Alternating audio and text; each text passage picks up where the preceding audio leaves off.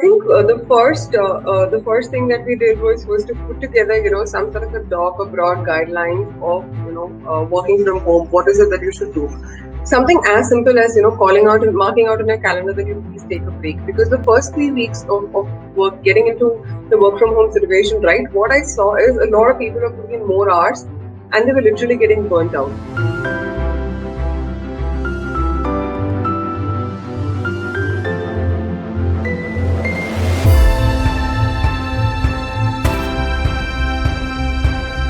There was no clear demarcation between a start time and an end time, because you're just working from home, so everybody tends to sort of take everything for granted, right? So that was an alarming situation which was sort of coming, but I think then we said that we will all collectively use our calendars a lot more judiciously, even if it's like a 10-minute break. So what we also quickly did is whatever assets, etc., which was lying in our office, we started moving it to our employees.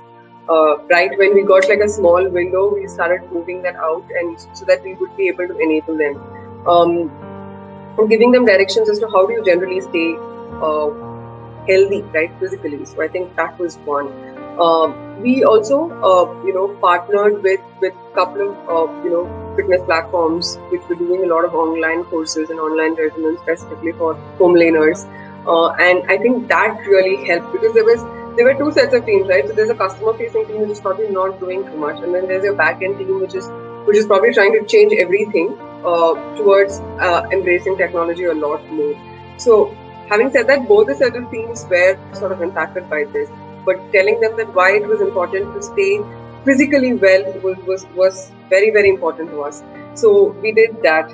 We had a huge crowd of like I mentioned, of people who were single in Bangalore.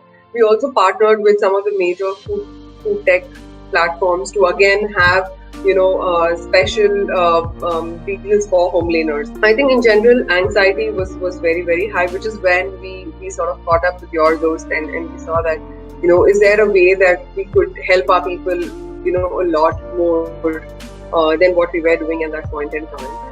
One concern which I'd also had with a lot of colleagues were like, even if it was a small cold, people were generally getting, really, really scared as to what was happening.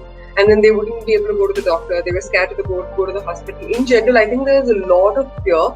So we also partnered with an online platform to get online consultation done for our team. So it could be something really small, but if you could get a consultation online, then let's use that.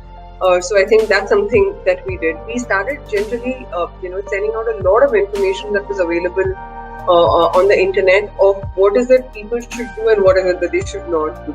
Not in terms of social distancing or anything, in terms of which was something that I think everybody knew, but in terms of general food take and what is it something that will help you and what is it something that will not help you. I think that is something that we consciously did. Given the fact that we're also from the furniture background, we also put together some exciting deals for some of our colleagues who wanted to have a setup done from home. Like I said, we had chairs and tables and all of these sort of lying in our offices. So we quickly wrapped all of it and we sold it to our employees at some throwaway prices. After the pandemic, sort of, after the unlock started, we also got additional insurance for people who were coming out, right? So the COVID coverage, which was done by the IRDA. So we also got that for our teams, and just actually more of a reassurance than anything else. I think it helped quite a bit. These are some of the things that we did.